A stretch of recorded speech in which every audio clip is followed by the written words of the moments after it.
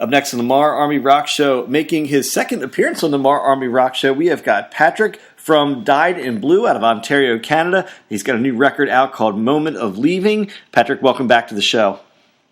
Thanks very much. It's a pleasure to have you back on the show, and happy to share some of the tunes tonight with our listeners. Now, the record I mentioned is called Moment of Leaving, so tell me a little bit more about the record. How long has it been in the making, and where'd you record it?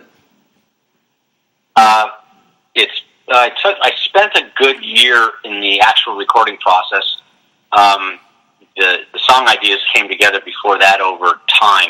There's a couple songs that were co-writes that I did quite a while back that I redid. And as far as the recording process, I started, day one was bed sessions, drums, at a studio called Vespa in Toronto, Canada. And with a drummer by the name of Creighton Doan, a local guy out of there.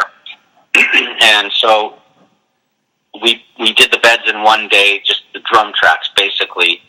And then I took his drum tracks home to my home studio and finished everything from there.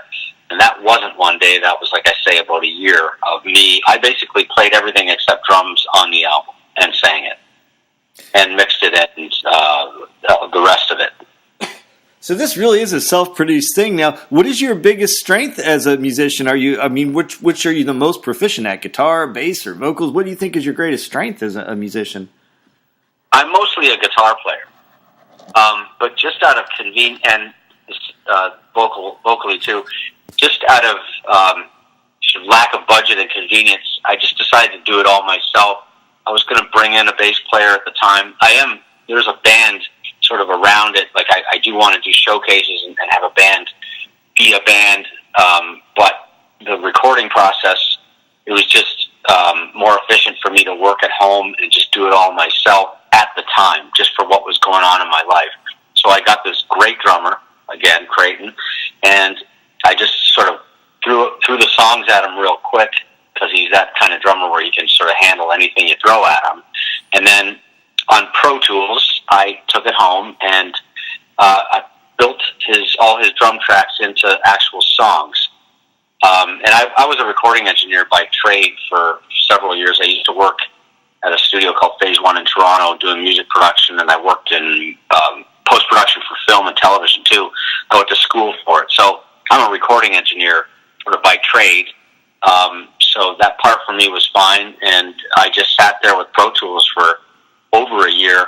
Started with, like I say, taking his drum tracks and putting them into the actual songs, because I knew the songs well enough. Then I spent another 3 months doing bass. Then I spent 8 months layering guitars, all kinds of different guitars, like borrowed guitars, borrowed amps. Just how I saw it done, or how I participated in doing it when I was on staff at a studio. I was pretty well versed in it.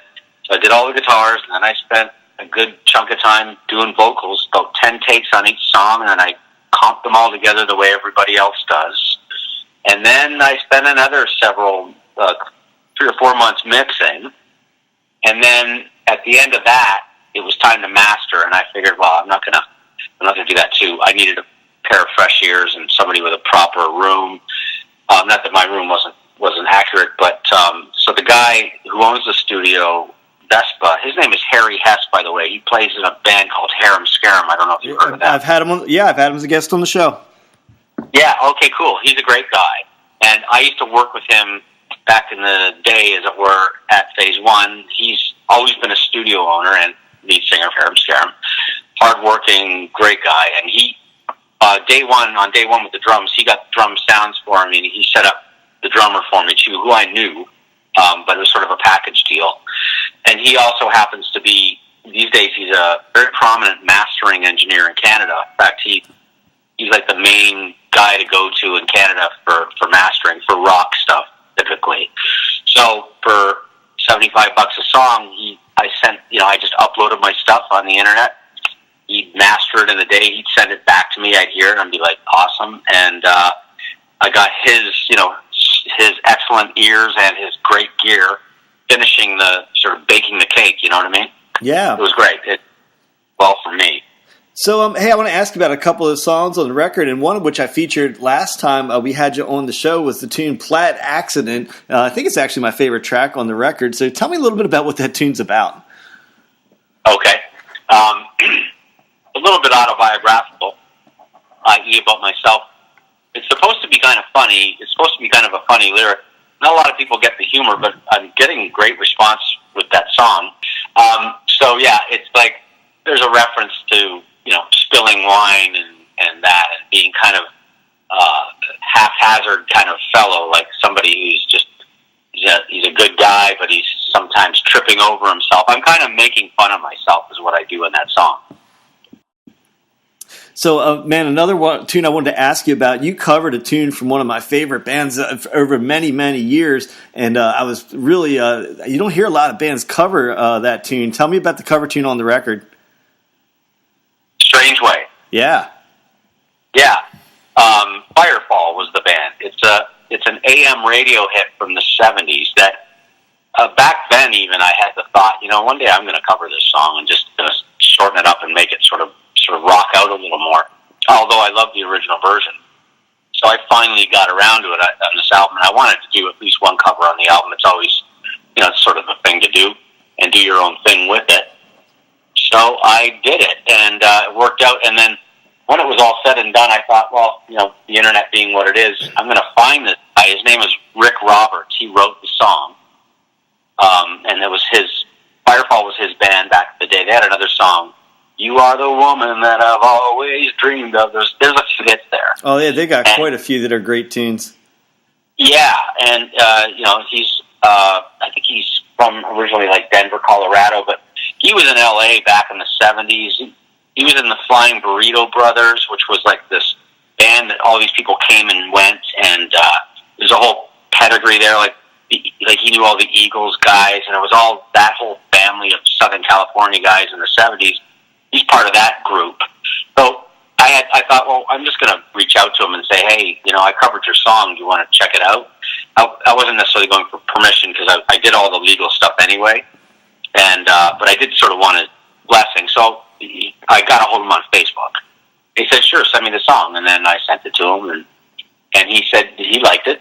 And his comment was, the way you enunciate words is a little different than I do. I said, well, it's my Canadianism, right? Like I sang things a little more Canadian than he did. I sort of let him in on that. But he was a total gentleman. It was a great experience. And I'm getting great response on that, for sure. People like that version. So one more tune I want to ask you about tonight that's from the record is the tune By the Breeze. I was watching the music video out there for that one, a pretty interesting music video, so why don't you tell folks about that? Yeah, some people say, well, that video is just too long, but I made it, I sort of did it myself. You can kind of tell it's homemade, and there's one thing's for sure, I'm not a filmmaker, but I did that with, like, that's my girlfriend's son, and the kid in it. So the notion of that song, it's sort of a nostalgic thing, and it's the sentiment is basically where was the moment of leaving, which is what I call the album, which is in the lyric of that song. The idea being, we all go through this. It's like, when did I become older than when did I leave my childhood? Can't remember, just stepping off that ledge where I went into adulthood. It all happened so fast. It's that whole nostalgia thing.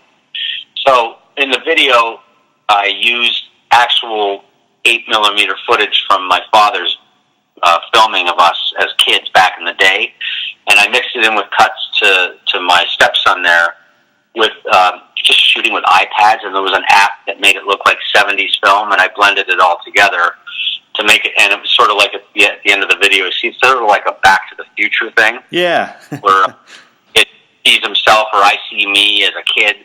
It's sort of like me as a kid, but it's not necessarily centered around me. It's just that whole sentiment of, back in the day and missing, thinking the past was more simple and better than the present, that whole thing. Nostalgia, Well, you did a good job on the video, man, knowing you did that yourself. Now, hey, the folks want to know, are we going to expect to see any live shows in the near future at any point?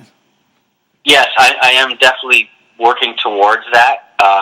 sort of building the band right now. So, I mean, I'll be, posting that stuff on my Facebook page and letting people know how that's all going to come about and where and when we'll be playing as a band. Well, I hope at some point there'll be a date down here in the U.S. I've had you on the show twice. I like your music a lot, and I'd love to get a chance to see you live. Now, where do you want people to go to find your music, the videos, and all that good stuff you have out there?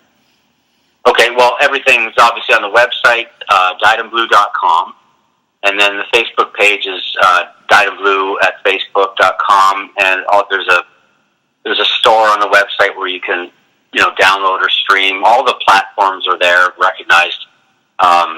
iTunes and Amazon and Spotify, that's all good. So if you just search Dyed in Blue, the band, if you Google search Dyed in Blue, you might get dyeing your hair blue and stuff like that. But my SEOs aren't that pumped up yet, but probably getting better. So yeah, it's all there. And the Facebook page, I'm pretty active on that. Also Twitter and Instagram. So that's where you can find it and find the music. And like everybody else, you can just buy one song if you want, or you can buy the whole album, or just stream it. And then you can get a CD too. There's physical copies available through CD Baby. Well, once again, the record is Moment of Leaving. It was just released in May, and the band is Dyed in Blue out of Ontario. And the driving force behind the band is, of course, Patrick, who we've had on the show. And Patrick, welcome back to the show. It's been great talking to you, and good luck with the record, man. Thank you so much for the interview and playing the songs. It's just great to be heard. Without radio and people like you, the music would just sit there on my computer. Well, it's our pleasure to play it, man. So appreciate it.